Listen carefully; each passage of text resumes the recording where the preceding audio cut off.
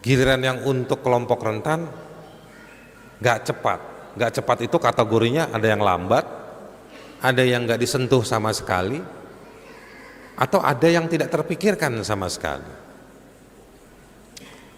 Nah, kekuasaan seperti itu. Di sisi penegakan hukum, Anda lihat di media sosial, di media, di HP Anda, yang berkuasa membunuh anak kecil yang tidak berkuasa.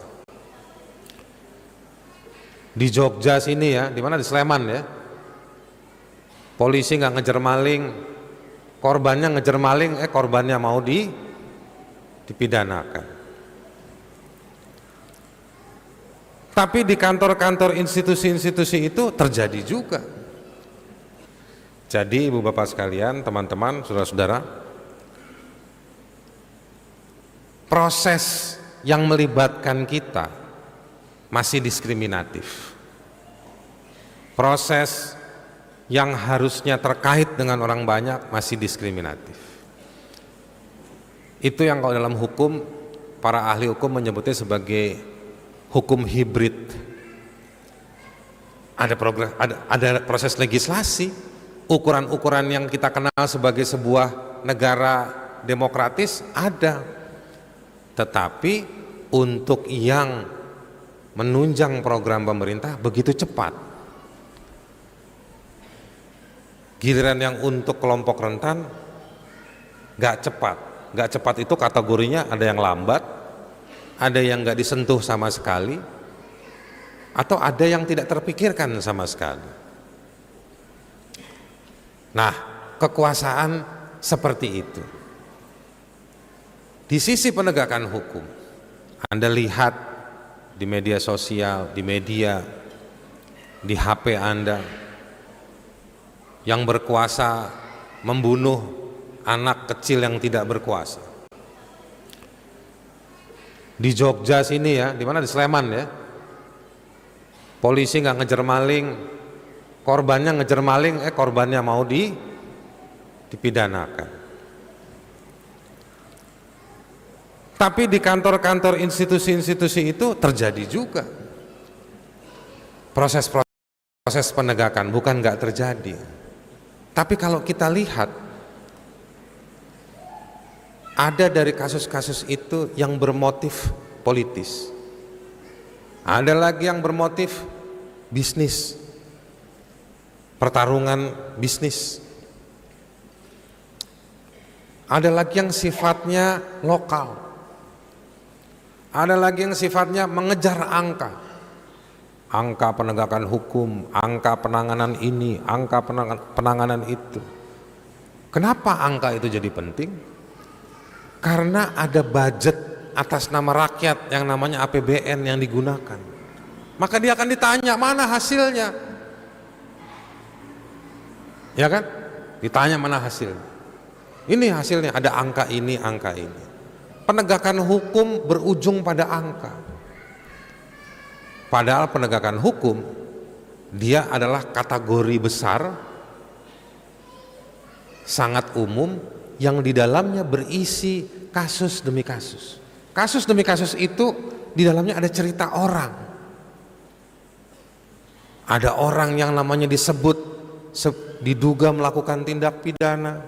Ada orang yang disebut kemudian hartanya disita. Ada orang yang harus akibatnya terganggu kehidupannya. Dia bukan angka.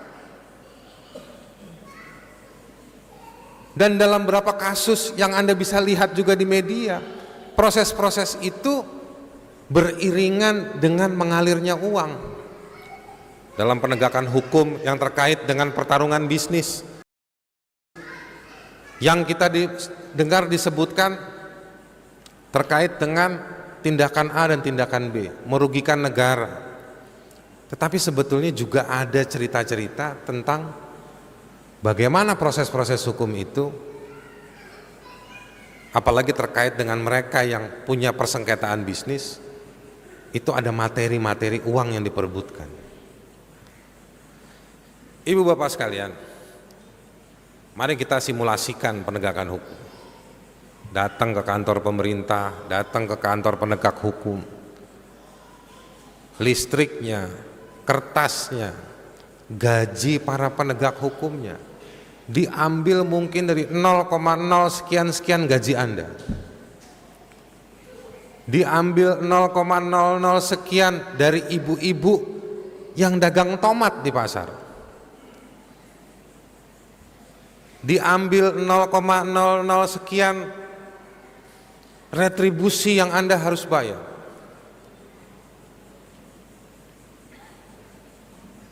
Jadi Anda mau bilang bahwa ada atas nama kita? Iya. Bahwa itu juga ada uang kita? Iya.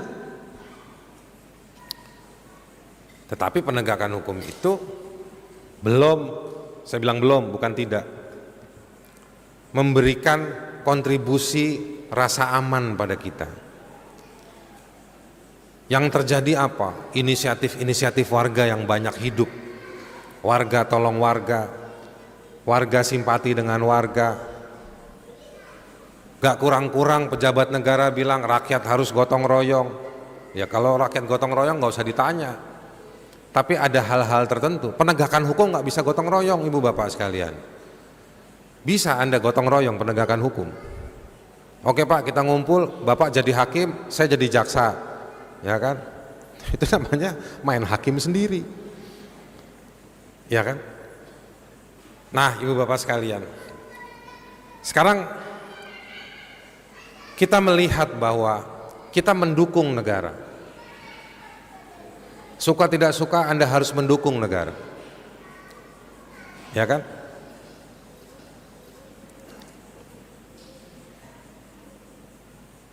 Ada pendapat yang mengatakan bahwa lebih baik ada penguasa yang zalim di sebuah masyarakat daripada di masyarakat itu tidak ada penguasanya. Tetapi tidak berhenti di situ makna dari statement tersebut. Itu artinya kita tetap harus mendorong, mengawasi adanya perbaikan situasi tersebut. Kita nggak boleh takut, kita nggak boleh diam melihat situasi itu. Jika kita punya kekuatan, maka kita harus turut serta. Jika Anda sudah tidak punya kekuatan, Anda harus ikut bicara. Kalau Anda juga nggak bisa bicara, berdoalah. Kalau udah nggak bisa juga berarti Anda yang harus didoakan, ya kan begitu.